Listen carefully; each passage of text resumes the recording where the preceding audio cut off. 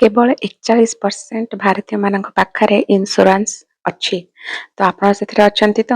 ଏକ medical emergency ଆଉ ସବୁ ସେଭିଙ୍ଗସ୍ ଶେଷ। ତ ଆମେ ପରିବାର ପାଇଁକି ନାହିଁ ଦିନ ରାତି କଷ୍ଟ କରୁ, ଟଙ୍କା ରୋଜଗାର କରୁଛୁ, କିନ୍ତୁ ଯଦି ଆମେ ହିଁ ନଥିବା ତାହେଲେ ପରିବାରର ଫାଇନାନ୍ସିଆଲ ସେଫ୍ଟି କିଏ ଦେଖିବ? ତ ଅଧିକାଂଶ ଲୋକ ଆଇଦର ଇନ୍ସୁରାନ୍ସ ନେଉନାହାନ୍ତି, ନହେଲେ ଯେଉଁମାନେ ନେଉଛନ୍ତି ସେମାନେ ତାର ଟର୍ମସକୁ ବୁଝିନଥାନ୍ତି। ତ ସେଇ କାରଣରୁ ମୋତେ ଆପଣମାନେ କମେଣ୍ଟ କରିକି ଜଣାନ୍ତୁ ଯଦି ଆପଣମାନେ କୌଣସି ମାଷ୍ଟର କ୍ଲାସ୍ ଚାହୁଁଛନ୍ତି ଯେଉଁଥିରେ ଆପଣମାନେ ଫ୍ରିରେ ଶିଖିପାରିବେ।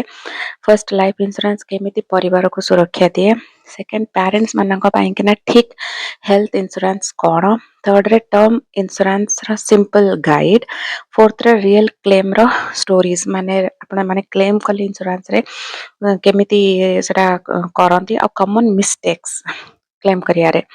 ତ ଡେ 1ରେ ମୁଁ ରଖିବି life insurance master class, day 2ରେ ରଖିବି ହେଲ୍ଥ ଇନ୍ସୁରାନ୍ସ ମାଷ୍ଟର କ୍ଲାସ୍।